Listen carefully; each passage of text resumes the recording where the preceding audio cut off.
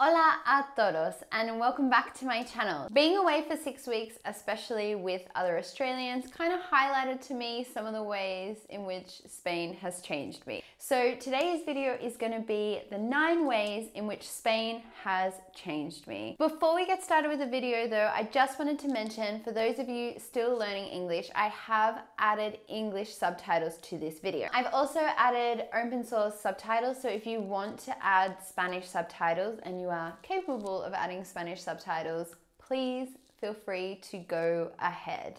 I am definitely not at that level yet. Okay, so the first and probably the most obvious one is that I tend to speak in Spanglish. I try very hard not to do it when I'm teaching English, and I try to avoid doing it in my YouTube videos because I know a lot of people are trying to learn English, but it's something that happens. For example, in English often we'll have a Latin word for something, but then we'll have a more basic phrase that we use every day. And I've started to interchange the Latin phrases because they're often more similar to the Spanish words. For example, earlier today I caught myself calling my collarbone my clavicle. Equally so, I often will say a phrase in English that kind of makes sense, but it's really just what you would say in Spanish translated into English.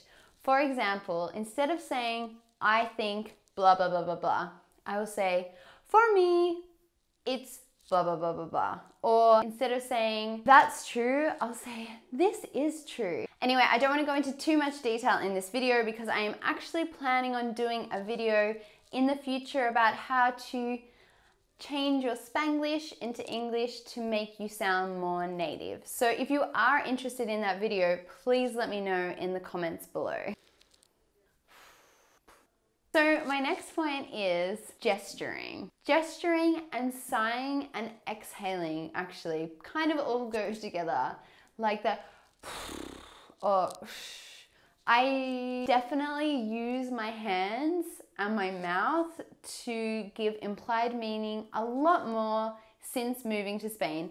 I'd say definitely already I used my hands more probably than an Anglo person really should, but I definitely use them even more now, and I find the times I use them the most is when I'm speaking to Spanish people. So it doesn't matter whether we're speaking English or if we're speaking in Spanish, hands are moving. The exhaling thing I definitely do a lot more than I used to. I find that if I want to demonstrate these things though to an English speaker, they don't come naturally, but as soon as I'm in like a conversation with Spanish people, or probably just like Europeans in general, hands and mouth start going. And just a warning to any Spanish people watching, in English, this does not mean let's go have a coffee. This means bong, vamos. Okay, so my next point is mostly specific to being Australian. Unlike in Australia, where we like a lot of personal space and you would never like stand too close to someone when you were speaking to them, like no closer than this really. And if you were standing in a queue, you wouldn't stand that close up behind someone. These things aren't the same in Spain. I've definitely noticed that I don't notice how close people stand to me anymore. When I'm trying to emphasize a point, I'm more likely to grab someone's arm or something like that, which I would never do in Australia. And even things like getting in an elevator or a lift or whatever you want to call it, I will just get in when there's not that much space. Whereas in the past, when I first arrived, I probably would have been like, oh no, I'll wait for the next one to come down. Whereas now I'll just jump on, which I think definitely my siblings were like, why are you getting in that one? It's way too full. So my next point is how my eating habits have changed and adjusted to Spanish eating habits.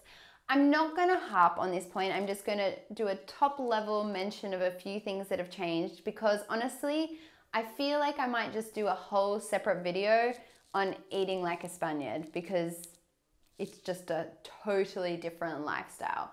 But just some of the quick ways in which my eating has changed are my eating schedule, indulging in sobremesa, excessive use of olive oil, the way I eat cheese without crackers, and the addition of some extra meals throughout the day. So comment below if you would like to see that video, and also I'd be interested to see if any of you have changed your eating habits going the reverse way. So the next point is my sense of humor. So when I first arrived in Spain, I definitely found the comedy a little bit slapstick for my dry, sarcastic Australian self. And a lot of the jokes that you'll see on television, which is normal, are related to Spanish culture. So they're almost like in-jokes. So if you haven't been in Spain or spent that much time in Spain or don't know that many Spanish people, a lot of the jokes kind of go over your head or just seem very slapstick, I guess. There's not really any other way of saying it. So for example, when I first came to Spain, I started watching Ven a Cena Conmigo because it's a really good way to just listen to some more Spanish and everyday Spanish. Not always perfect Spanish, but it's how people speak. And I was also living in Andalusia, and the show and reality TV shows in general seem to showcase Andalusian Spanish a lot more than other areas. So there was one running joke, which I believe is still in the show, but I haven't watched it in a while, where one old man would just be like staring and they would have this really like overt music over the top, and they always used really loud sound effects for different things, and I just did not find it funny at all when I first arrived. Tú dispárame. Whereas now I will find I'll actually catch myself laughing out loud at these jokes. And I don't know whether it's because my comprehension in Spanish has increased so much, or because I understand this old man standing in a town staring thing is a real thing.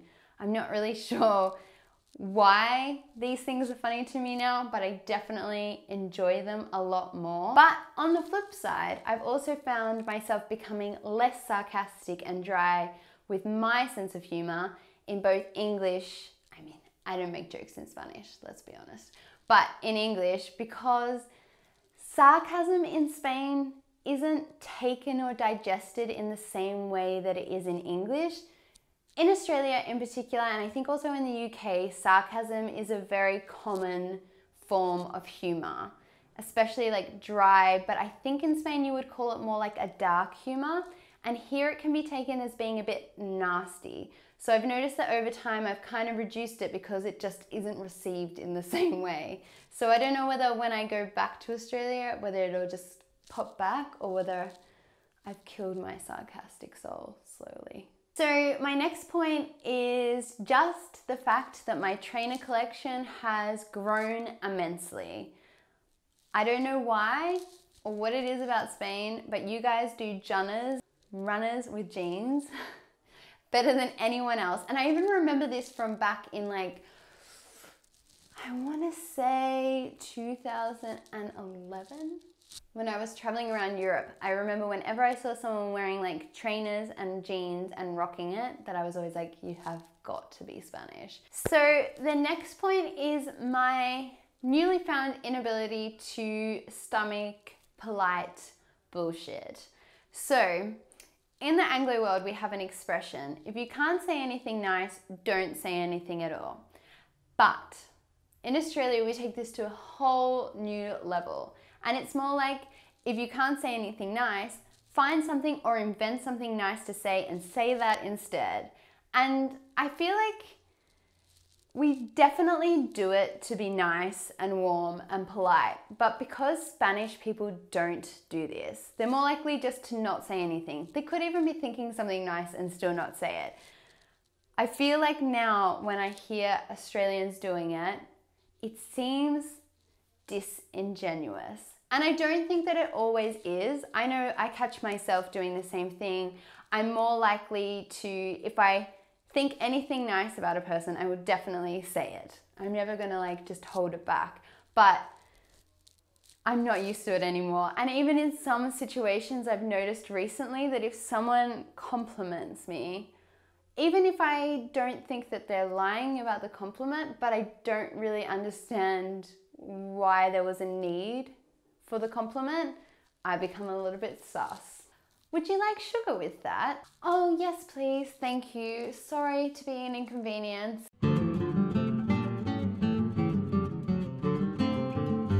I have stopped saying thank you as much. I still say please and thank you a lot more than probably most of the world does. But I have, for example, stopped saying it to cars that have stopped at pedestrian crossings as they are legally obliged to. I used to always do like the thank you and walk, and now I just walk. And that's a big step for me. Walking speed. Okay, so this isn't something I have particularly changed. I just wanted an excuse to talk about walking speed. Spaniards walk really slowly. The only time in Spain where I felt like I'm walking at more or less the same pace as everyone else was in Barcelona. Even Madrid, still slow. You guys walk really slow. I try to walk at Spanish pace. So that's everything that I wanted to talk to you about today. I thought I would try to keep it short and sweet, but if you would like me to elaborate on any of the points, please let me know in the comments below, and let me know if any of these things have happened to you or in the reverse when you've moved overseas. Anyway, I hope you enjoyed this video, and I'm looking forward to seeing you all very soon. Hasta luego. Hasta pronto. Okay, but make sure you know this famous person. Donald Trump. I knew you were going to say Donald Trump. Donald Trump is always the example. Every Spanish student, if you play Guess Who, is always like, Donald Trump, Donald Trump. I guess an example for Donald Trump would be like, if you can't actually say anything nice, you'd be like, oh my God, your tan looks great. It clearly doesn't. Come on, guys. We know that it doesn't.